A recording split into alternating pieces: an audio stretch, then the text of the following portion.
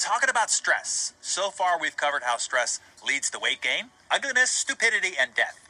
We've discovered it doesn't really even exist. It's something that you make up or interpret in your head. One person's bliss is another person's stress. And we found out that you are a masochist, that you are in love with your stress. You say you don't love stress, but you keep running back into its arms time and time again, which proves you love it. This morning, let's figure out why. Why do you love stress so much? Why do you stay so loyal in your devotion? There are a half dozen reasons, actually. Here's number one. It makes you feel alive. It is a sensation in the spectrum of feelings of what it is to be alive. Stress, pain, joy, excitement, despair, suspense, happiness, terror, sadness, thrill, frustration, exhilaration are all equally juicy to the soul. At a subconscious level, you love all of these emotions equally, with pain being one of the most intense in its titillation.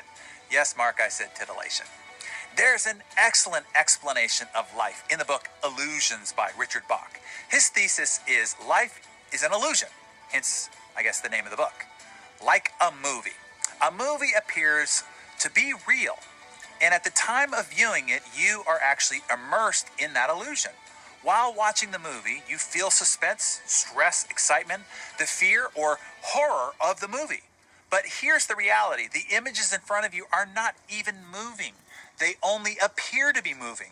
It is changing light that seems to move across a flat screen that is set up in the dark. So now, why would you choose to go see a horror movie when you will actually experience stress, fear, and terror? Or why would you purposely go see a movie where the character slowly dies of cancer, where you will actually end up crying and feeling grief and sadness right there in the movie theater? It is because while in the theater, you love the terror, suspense, stress, grief, and sadness. Those emotions are exhilarating to the spirit. They make you feel alive. You also know that when the movie is over, you can get out of your seat, leave the movie theater, and return to your normal life. You are not attached to the movie. It does not affect your real life. It's just a movie.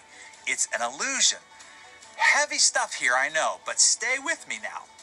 From an unattached perspective, all that you've experienced in your lifetime, you are also not really attached to it.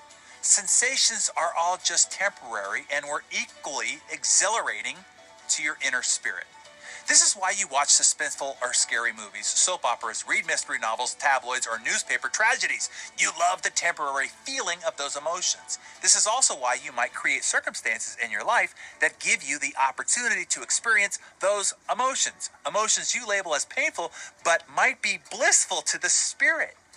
On a subconscious level, your reality life is just as temporary and as much of an illusion as the ink Stephen King uses to create his characters' lives. Even though you might not know it, you love living and feeling your pain as much as you do reading or watching it on a screen. The second reason why you love your stress and pain is it gets you attention. Creating circumstances that lead to painful emotions is how you get attention from the world. Have you ever known a drama queen or king? Everything to them is a travesty. They're constantly stressed and frustrated, overwhelmed, sad, or depressed. With this conjured behavior, they get empathy, help, they get attention, they get compassion, and they get connection with others. While this behavior is conjured at a subconscious level, to their conscious mind, it's very real. I get it. I'm sure you've seen a child use this ploy to get attention. It is used even more by adults every day. Some people who become sick or injured and start to receive all this new attention they didn't have before, this new love, this new compassion that they hadn't received in a long time or maybe at any time of their life, when they are better and they lose that constant attention, they will actually make themselves ill or become injured again just to get the love and attention back. To some, it becomes their identity.